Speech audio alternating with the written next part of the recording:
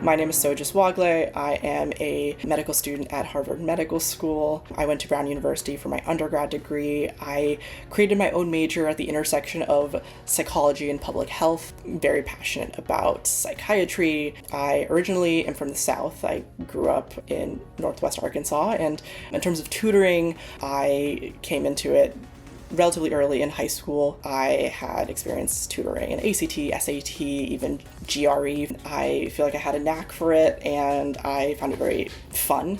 So I kept it up in college. I was a TA for the chemistry department at Brown, working with students, both non-traditional and traditional pre-med students in general chemistry. And I was able to see students with a lot of different levels of resources and experiences and learning styles. And so I found it really, really engaging.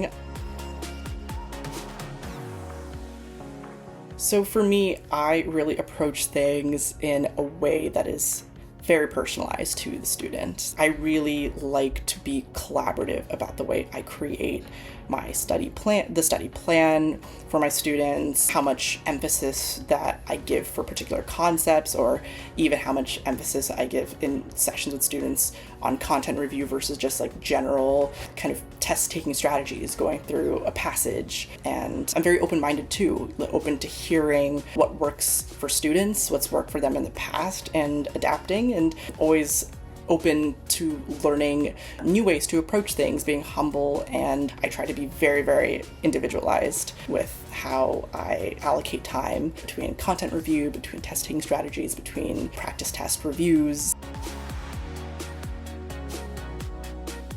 Flexibility by virtue of how flexible I am and adaptable in terms of changing my lesson plans based on what students are wanting/needing. And then the other thing is my ability to teach content in a way that's very digestible. I would say in my own experience of having gone through these concepts and learned them again and again and again in very different settings, that there are certain mnemonics or the visual diagrams or ways of teaching concepts where it makes it make a lot more sense, and students will start to see patterns and things start to click and make more sense, as opposed to just like rote memorizing every single detail. And that, I think, is really a great skill. I really believe the key to success is knowing how to, and it sounds very simple, how to read a passage. And it's not the usual kind of reading that people do in their everyday life, reading for pleasure and reading every word and trying to soak up all the different nuances of the literature. Like, it truly is very different when it comes to test taking, because a lot of times they throw way more words at you than you can fathomably comprehend in the moment on an exam and after many, many hours of test taking. And so it really comes down to how can you efficiently extract information, find what you need from passages. And the entire exam, all 4 sections are passage based, right? You can have all the knowledge in the world, but if you're sitting to take the MCAT and it's the first time you're doing passage-based questions, even if you know all the information, it's a different type of knowledge and an intelligence that the test makers are testing.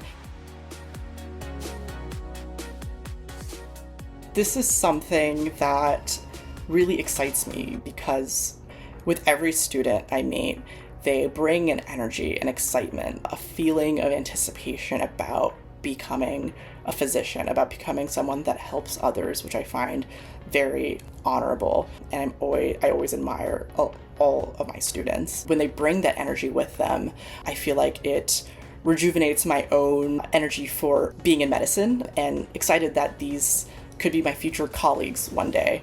Being exposed to that is very, very inspiring.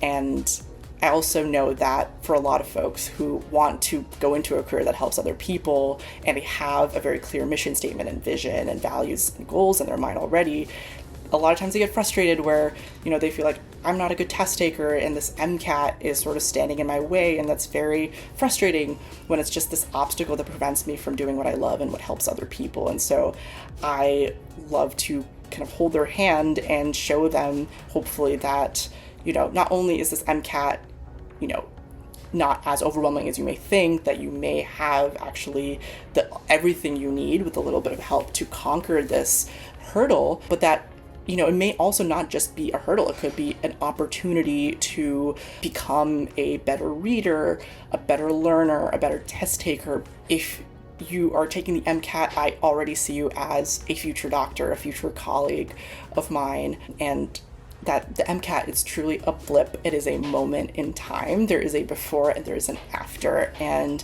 you will look back and just be so proud and amazed at how far you've come. And I can't wait to be on this journey with you.